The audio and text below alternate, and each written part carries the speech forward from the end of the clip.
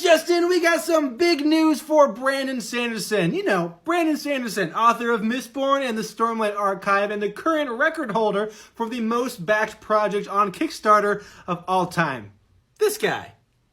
So anyways, he came with us last week with a live Q&A, and one question, or I should say one answer, has got us fans absolutely buzzing. He gave us some good news and some bad news. The bad news is that Stormlight 5 has been delayed to 2024, but the good news is that it is due to a lot of meetings being had with Hollywood execs over the adaptations for his books. Brandon has met with basically every streaming service, and those meetings take time out of his already insanely busy schedule. He mentioned that he doesn't need money and Hollywood doesn't know what to do with people who don't want their money, but this is great as Sanderson holds all the cards. I will be making a longer video on the subject for YouTube, but I'll say this for now. Whoever gives Brandon free reign, a huge budget, and a fantastic casting director can definitely expect the money to be absolutely pouring in. So Netflix, if you're listening, this is your chance to reclaim the throne as the king of streaming. You've been warned.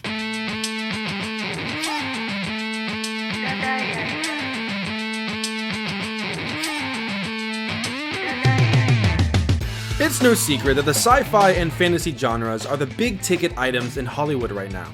Adaptations for popular works are selling like hotcakes in the industry, with every producer trying to claim some for themselves and studios trying to rack in the big bucks. And of course, every author is desperately trying to toss his or her hat into the ring.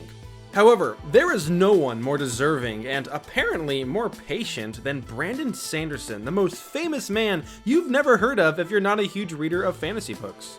He has been working on his own interconnected universe known as the Cosmere since 2005, which is fairly comparable to the ongoing Marvel Cinematic Universe, although in book form. The Cosmere stretches across multiple in-universe planets, all packed with unique characters and magic systems, and is comprised by a number of different series such as the Stormlight Archive, Mistborn, Elantris, and Warbreaker. All his books strike positive chords with his fanbase as they dive into creative worlds and deep themes, particularly those surrounding mental health. And while Sanderson has found great success so far in his career, he is currently the most popular author with the most books sold who has yet to have one of his works adapted for the big or small screen. Ergo, he should be next in line. And I, like Sanderson himself, am happy to report that that is all likely to change very soon, because after an extremely successful Kickstarter in 2022, currently the most successful Kickstarter of all time, studios are lining up to nab the adaptation rights to his works, and Sanderson is patiently awaiting the right offer and the right time to strike to make the biggest impact possible in Hollywood. I, for one, am extremely excited to see how this plays out, and although there is a current writer's strike that could potentially influence this, I'm going to refrain from touching on that today and just assume that it'll all work out by the time this adaptation truly finds its legs. I plan on doing a number of videos surrounding the Cosmere and its possible adaptations in the near future, such as the do's and don'ts and absolute musts for series like the Stormlight Archive and Mistborn. But as for today, we are going to discuss a major question that Sanderson and his company, Dragonsteel, are pondering and perhaps waiting to figure out during this time, and that is which studio, and therefore which streaming service, they should choose to adapt the Cosmere.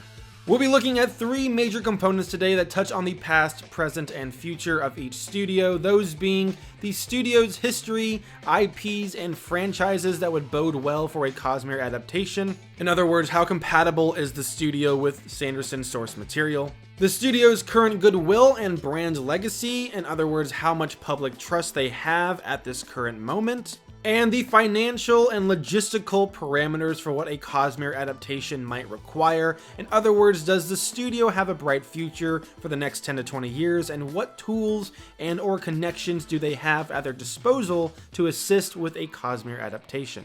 We'll be going studio by studio, touching on the pros and cons for each, and by the end, my hope is that it's obvious which studio or studios make the most creative sense for adapting this beloved series. And just a quick reminder, these are just my opinions, and while I've done a fair amount of research for all my claims today, they're all based on a subset of available public knowledge. While I do have a slight understanding of the behind-the-scenes inner workings of Hollywood, I am nowhere near an expert on the subject, so take my opinions as such opinions. But that's enough of an overview, let's dive in. So we know the game, but who exactly are the players? Well, we could just throw out every studio that's currently making films. This list would include companies such as Screen Gems, A24, Focus Features, Amblin, etc. And while most of these are either owned or have exclusive deals with the more popular major studios, some function entirely on their own as they try to build their filmographies. However, we're not talking about the quote-unquote little guys for something as grand and packed with potential like the Cosmere. We're going to shrink down this list to the big boys who have their own streaming platform because, let's face it, that's the name of the game currently and very possible where things are headed in the future, though that subject is a video of its own entirely.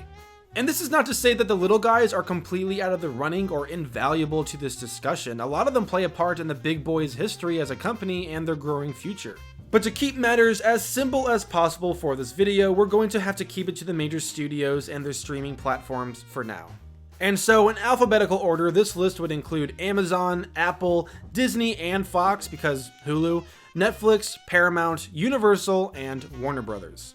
These few studios own the majority of the various platforms and streaming services out there. For example, Amazon owns studios such as MGM and Epix, but let's face it, Sanderson probably has his eyes on the big ones like Amazon Prime Video. He and his fans want as many eyes on the Cosmere adaptation as possible, and so going with a niche streaming service like AMC Plus or the new MGM Plus, which honestly sounds like it's doomed to fail, just doesn't sound like the right move. So let's get things started with Apple.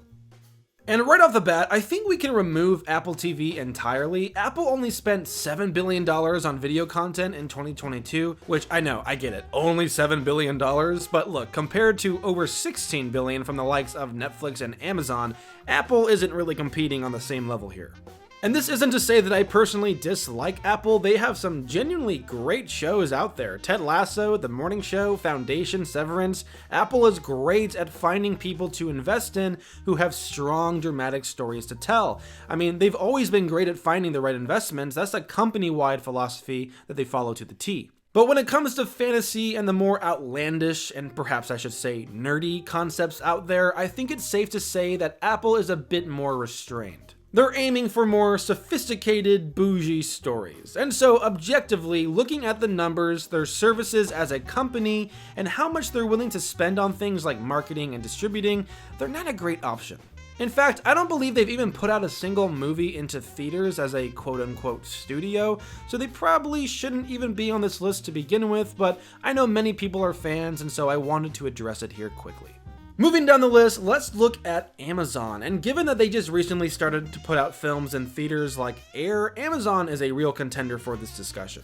In terms of their history, the IPs they own, and the current franchises, when you have a studio with a whopping $16.6 billion budget, nearly 3% of which was spent on a Lord of the Rings TV show, whether said show is good or bad, it's safe to say that Amazon is not afraid to dive into and invest in the fantasy genre.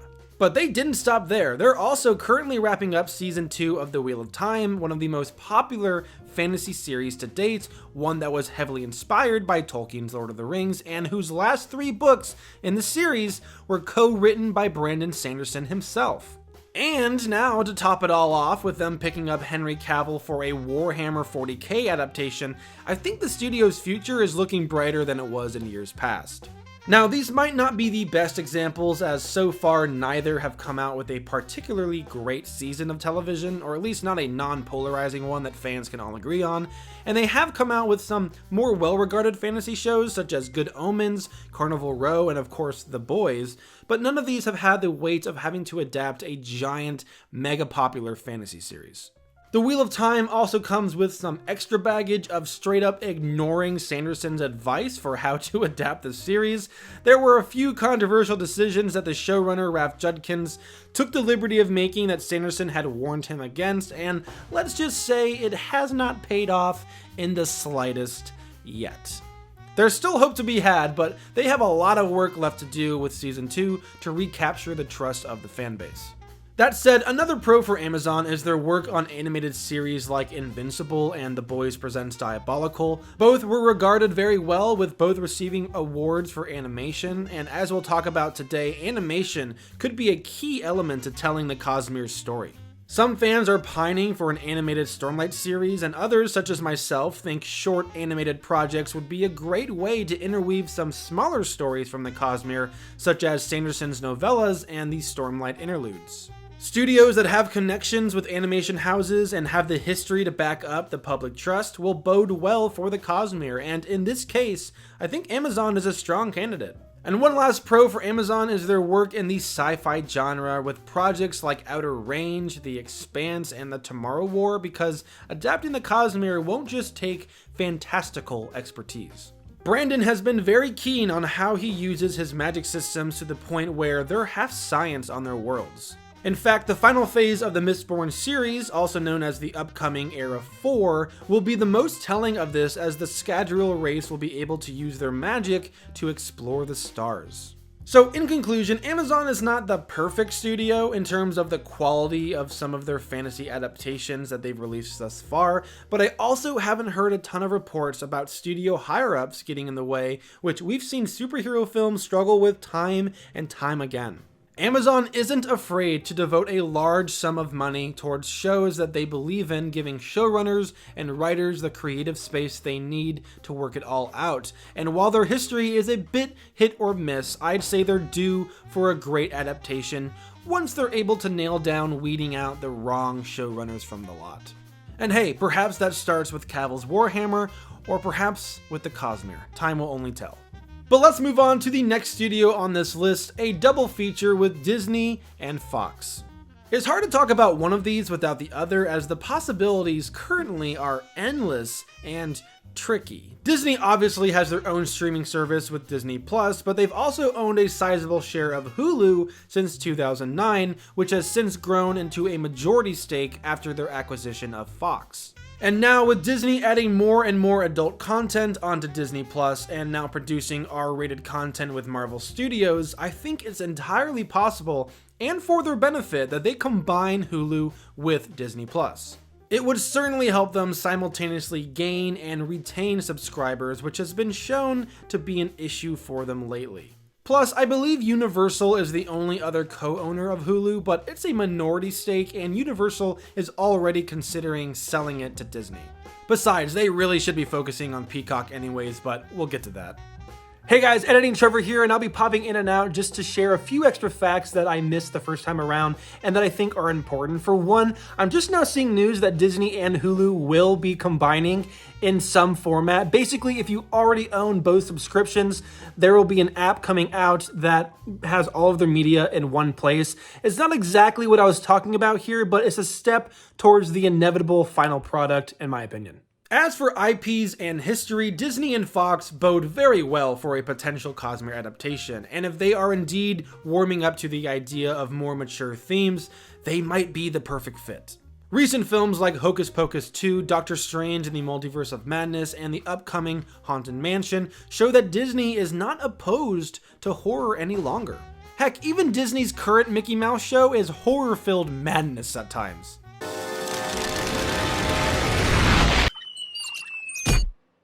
Goofy, it's just a little spider.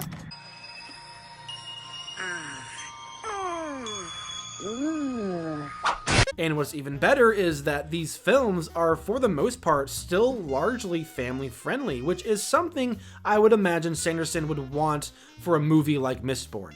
In all truth, Disney could be a fantastic fit, especially with their two biggest assets being 1, money, and 2, experience. Aside from the obvious, which we'll get to shortly, they already have some experience with fantasy adaptations, primarily with the Chronicles of Narnia, but they're also developing other series such as Children of Blood and Bone, which will see Lucasfilm and 20th Century Studios both lending a hand together, as well as the new live-action Percy Jackson series, where we know the author Rick Riordan will have a huge say in the final outcome. And depending on how these turn out, I might be ready to go all in with Disney. Hey guys, me again, just here to say that Disney has sold the rights for Children of Blood and Bone to Paramount, but I want to leave this in here because I think it demonstrates that Disney is more than capable and perhaps even eager to pool their resources and have them work on a project together, such as 20th Century Studios and Lucasfilm. Also, another random fact is that we know Disney is great at fantasy adaptations on their theme park rides, such as Pirates of the Caribbean, Jungle Cruise, and of course the original Haunted Mansion. So we know that they're great at fantasy adaptations when there's basically zero source material, but when they have a lot of source material to work with, they're not super great, which is not a great sign for them adapting the Cosmere, but I just want to call that out here. But of course, there's the more obvious fact that Disney is the king of cinematic universes, or at least the king of purchasing them. Remember, I did say number one was money. With franchises like Star Wars and Marvel, Disney has quickly gained a massive amount of experience and, you guessed it, more money. They know how to juggle these huge projects and studios, and while it's imperfect as anything of that scale will be, Disney has shown that they can course correct. I mean, at the end of the day, they're not stupid. They want to deliver what the fans want because they know if they don't, they'll be out of business. And honestly, I think this is the biggest score for Disney in this discussion. Having things under their belt like the MCU and Star Wars franchises makes them an obvious choice to helm the Cosmere. And bringing in help from Lucasfilm and ILM as well as 20th Century Studios will only lend more possibilities. Again, you can't have the Cosmere without dark, serious themes and without a little bit of horror. The roots of horror and fantasy go back to the very beginning. And 20th Century Studios, aka Fox, being responsible for such hits as the Alien and Predator franchises, 28 Days Later, Poltergeist, and one of my more recent favorites, Ready or Not, they all show the studio's wide span and influence on the genre. So, fantasy and sci-fi experience? Check. Cinematic universe experience? Check. Possibilities for horror elements? Check. What about resources to help lift up the Cosmere? Triple check. What else am I forgetting? Oh, that's right. Disney is the king of animation, with studios like Pixar, Walt Disney Animation Studios, Touchstone Pictures, heck, even Blue Sky, rest in peace. Sure, they're mostly geared towards children, but you cannot deny that Disney knows how to make quality animated projects, and with the right visionaries behind it, they could most certainly pull off animated projects for the Cosmere. I mean, honestly, some of their more recent fantasy series have no right being as good as they are. Now look, I think we're still 2 to 3 years away from the first Mistborn movie, which will most likely kick off the Cosmere cinematic universe, or whatever they want to call it. And we're maybe 5 years away from when we could see multiple projects coming out in a single year, much like the MCU or DCU. And so within that time, I think it's a real possibility that Disney continues to age up and opens the door for things like the Cosmere. And I think it's certainly a studio that Sanderson and Dragonsteel should consider. The only question right now would be whether Disney will have enough money to allocate towards a Cosmere universe, given that they're already juggling a couple massive ones. I want the Cosmere to get its deserved attention and chance, and so I could see that being a concern in the eyes of every Cosmere fan. But we'll discuss that a bit more towards the end of this video. And besides that, my only other concern would be the mouse getting too involved and kicking Sanderson to the curb. That's a genuine critique of picking them and not one that I can speak a whole ton to personally, but given everything else I've said, it could be worth the risk. But let's move on from the king of animation and cinematic universes to the king of streaming, Netflix. And this is probably the most controversial studio on this list because we know what they can do when they hit that bullseye, but we also know what happens when they miss their target. Netflix is, or was at one point, the king of streaming. They were the OGs, the pioneers. They paved the way for other platforms and the current streaming wars, starting from a simple DVD by mail rental blockbuster competitor to the largest streaming company in the world. But in my humble opinion, they've lost their crown as they compete with the likes of Hulu, HBO, and the House of Mouse. For while they're proud to boast and promote their successful originals such as Bridgerton and Ozark, Stranger Things, and Wednesday, they're quite quiet on the shows that they cancel and shove under the rug, such as Julie and the Phantoms, Inside Job, and one of my personal guilty pleasures, Santa Clarita Diet. Netflix has become notorious for its 3-season curse, with very few shows able to break that mold, and usually only because of extraordinary numbers, which doesn't bode well for current and future sci-fi fantasy adaptations like the Cosmere. This in large part has earned Netflix the street cred of being known as the junk drawer, as they just throw out everything in the hopes of seeing what sticks and then running with it for as long as they can, which has become another problem for them. Orange is the New Black, Fuller House, 13 Reasons Why are all shows that went longer than they probably should have. It all lends credibility to many people's belief that Netflix doesn't really know what they're doing. Sure, they know how to make great investments, but from there, they keep putting their foot in their mouth. However, with that said, I know Sanderson is a fan of Netflix, and if the Cosmere is as successful as I and many know it can be, perhaps Netflix is just the one to go with to see the Cosmere go from start to finish. One could argue that Netflix is in dire need of a successful cinematic universe if it's going to remain relevant throughout the streaming wars. And we know they desire one as they continue to look for avenues towards their own universe with the Gray Man and Stranger Things spin-offs currently in development. Netflix is also currently finishing up part 1 of Zack Snyder's Rebel Moon, which is basically their version of Star Wars, and that reportedly already has spin-offs in the works. They need a win, and the Cosmere might just be the perfect investment for them. We know they have the money to pull it off. It just comes down to the management and talent scouts correctly evaluating the value of the Cosmere. But that's enough talk of their present and future. What makes them a potential fit for a fantasy universe in the first place? Well, aside from the largely successful Stranger Things, they've also doubled down on The Witcher after Henry Cavill's departure, with Liam Hemsworth tapped to take on the titular role of Geralt for season 4 and onwards. But also Shadow and Bone, Lock and Key, Slumberland, and of course The Sandman showed Netflix's wide span in the genre from family-friendly to darker gothic stories. And with the new hit show Wednesday, we know that Netflix can hit that perfect balance of tone and full stride. However, Lost in Space, The OA, Altered Carbon, and Black Mirror also show that Netflix isn't shy to invest in sci-fi shows that are way out there conceptually. And films like The Adam Project and What Happened to Monday show Netflix's range in the sci-fi department as well. And who can forget Netflix's animations these past years, both sci-fi and fantasy alike. Love, Death, and Robots sees awesome visuals married with great storytelling. The Dragon Prince rivals shows like Gravity Falls and Avatar: The Last Airbender, at least according to its fans. Heck, even Matt Groening's Disenchantment and League of Legends Arcane show Netflix's connections and how well they can work with other big minds when they want to. Films like The Sea Beast and Mitchell vs. the Machines lend a ton of support to Netflix's argument in this arena as well. To say that there isn't true potential with Netflix would be folly, but finding the right people there to back Sanderson, finding the right budget, and the right exact moment to strike are potential hurdles that can't be ignored.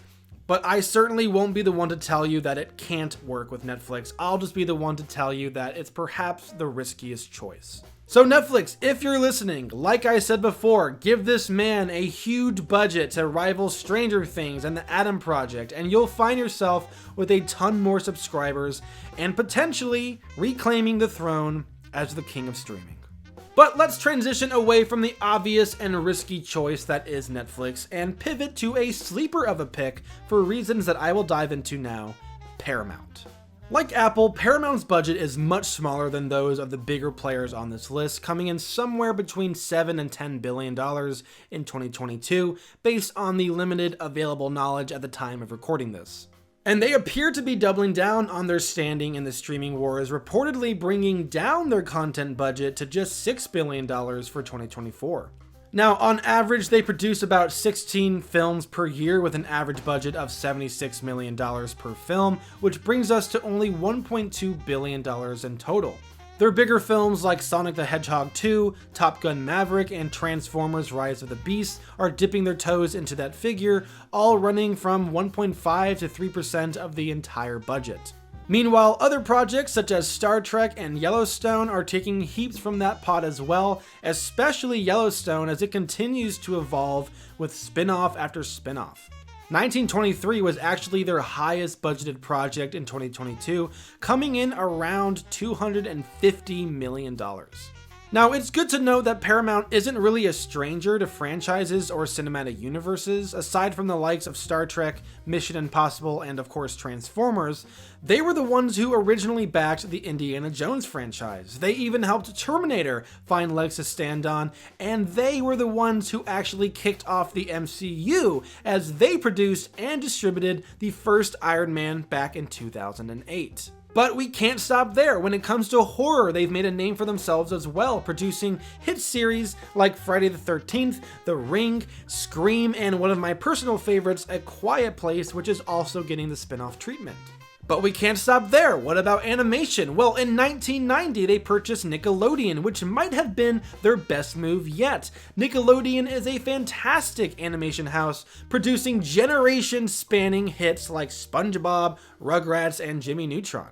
And what show did Nickelodeon produce that is still highly recommended to this day and is used as a reference for what a Stormlight TV series could look like down the line? Here's a quick hint, I've already mentioned it in this video. That's right, Avatar: The Last Airbender, arguably one of the best animated series to this day, and one that continues to show us the development of its world through the ages, much like Sanderson's plans for Mistborn with eras 1 through 4. In all honesty, the more that you think about it, the more you consider Paramount as the rightful home for a Cosmere cinematic universe, the more this sleeper pick begins to make sense. And in terms of quality, I actually think Paramount is much less hit or miss than other studios these days like Disney, Netflix, and Amazon. They are much like Apple in that they have a smaller budget, and so they do tend to be more selective with the projects that they finance, although they're more willing to invest in the more outlandish ideas, ones that are friendly to families and the general audience, that is. I mean, heck, they just came out with a Dungeons and Dragons film, which families and critics alike are falling in love with. At the end of the day, it really only comes down to one question, in my opinion. Is Paramount willing to devote a good chunk of their dwindling budget to a cinematic universe that could blossom their revenue and potentially bring in subscribers to their largely forgotten streaming service, Paramount Plus? Whereas Netflix is a risky choice for Dragonsteel, the Cosmere might seem a risky choice for Paramount, and so it will all come down to creative conversations and financial deliberations. I know I've been talking a long time at this point, but I really find this stuff fascinating, and I hope you do too. We have 2 more powerhouses to discuss before my final notes, but if you're still here watching, do me a quick favor and hit that like button and comment which studio you think should adapt the Cosmere. While I enjoyed making this video to share my thoughts, I really did do this to spark conversations within the community, and I would love to keep this conversation going down in the comments below. If you're new here, consider subscribing as there will be more videos like this to come, but that's it for my interruption. Let's get back to the video. These next 2 are very special to me because at the start of my research for this video, I thought Warner Brothers and HBO Max, or Max as it will soon be called, were the obvious and favorite choice, but now after reviewing the facts and data available, I think Universal might be, hands down, the perfect choice for the Cosmere. Analyzing them by the same criteria, they are a heavy hitter, a force to be reckoned with in this discussion. They are the king of visual effects. They are the king of horror. They are the king of blockbusters. Jurassic Park, Jaws, Back to the Future, those are all Universal. I mean, largely Steven Spielberg, but hey, Universal too. And while they are less versed in the sci-fi and fantasy genres than others on this list, they do have successful series and films for every component that goes into a fantasy, such as romance, comedies, romantic comedies, action, mystery, and magical worlds. If there's one studio I trust to make the world of the Cosmere come to life, it would have to be Universal Studios. And yes, while their one failed attempt at a cinematic universe, the Dark Universe, failed with its Mummy reboot back in 2017, I don't think that should discount Universal from this debate. They are due for a cinematic universe of their own that rivals Marvel, and it's obvious that they're hungry for one. Peacock is largely just a sitcom streaming service with its NBC shows, but it's clear that they want it to be so much more. Now, as far as animation goes, similar to Disney, they have not one, but 2 major animation studios that are continuing to grow and now surpass the likes of Disney and Pixar. Illumination, which started with humble and despicable beginnings, has now broken records with the Super Mario Bros. Film, which will surely turn into another successful franchise for them. And DreamWorks has done the same with Puss in Boots: The Last Wish, smashing records at the box office, beating out an MCU film within its theatrical run. Even their most recent original film, Bad Guys, has made a remarkable name for itself, both amongst critics and casual moviegoers. What exactly is it that they do? Kick names, take ass. Yeah, that's right. Universal is kicking butts and taking names, and with Blumhouse by their side on the horror front, Illumination and DreamWorks backing them on the animation front, as well as more serious production companies like Focus Features and Spielberg's Amblin, Universal is a force to be reckoned with and deserves serious attention and contemplation in terms of adapting the Cosmere. But it's about time to wrap up these studio discussions with Warner Brothers and now Discovery and their streaming service, Max. After Disney, I believe Warner Brothers had the biggest budget for 2022, but it had to be spread just as thin amongst Warner's many subsidiaries from DC to CNN. However, with such a high budget, Warner Brothers has been able to produce a massive following with great films such as The Batman, Dune, and of course, Black Adam, which received the highest budget in 2022 and most certainly did not blow up in their face. Ha! Now, what you're going to see here is why the hierarchy of power in the DC universe is about to change. The hierarchy of power in the DC universe is about to change. The hierarchy of power in the DC universe is about to change. Things will never be the same because the hierarchy of power in the DC universe is about to change.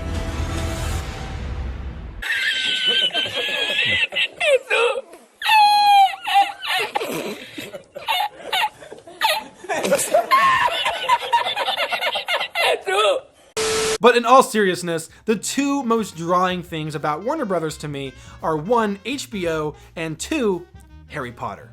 HBO has certainly made a name for itself, especially with huge shows like Game of Thrones, Westworld, and The Last of Us, but also smaller ones that have become huge hits, such as Succession and a personal favorite of mine, Barry. HBO rarely misses, and their quality is honestly unmatched. If I had to pick a single studio to produce the Cosmere, HBO would be the frontrunner.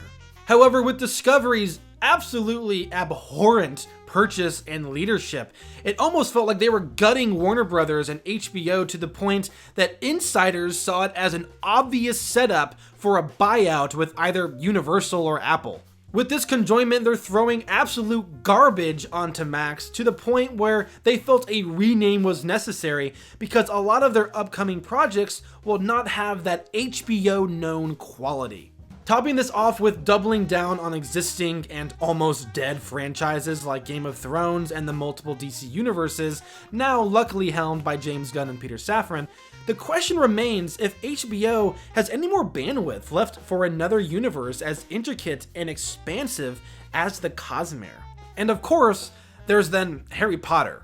If there's any project, any one project that gave me faith in Warner Brothers for making the Cosmere come alive, it was Harry Potter. Mistborn Era 1 has a very similar industrial London type setting that I know visionaries at Warner Brothers can pull off, but now after 3 failed attempts to reclaim the magic in that world with the Fantastic Beasts films, which range from mediocre to downright terrible, and now with Warner Brothers doubling down and rebooting the universe entirely with a Harry Potter TV show, I have to wonder if Warner Brothers has now become the single worst option for adapting the Cosmere. They have a lot on their plate, and while I'd still be interested to see what a Warner Brothers HBO Cosmere would look like, I don't think Warner Brothers will be able to do it justice at this point in time, and I most certainly don't want to have to wait for the opportunity to present itself. We probably only have one chance, and as we've seen, there are better options currently. And to add to all of this grief, I'm not even figuring New Line Cinema into the equation, which Warner Brothers acquired a while back. And New Line Cinema is super valuable to this discussion due to how much they actually bring to the table, from stellar horrors to hilarious comedies, but most notably, The Lord of the Rings. However, again, I just don't see the timing being right with Warner Brothers as of right now. But don't hesitate to drop your thoughts on this down in the comments. Let me know if you disagree and where you think I've gone wrong in my thinking. Again, I want this to be a discussion, and I'm genuinely curious what everyone else thinks about all this. But with that said, let's dive into a short segment on what the Cosmere could look like logistically and financially. Perhaps this will shed more light on the subject and make it more obvious which studio is best for the job.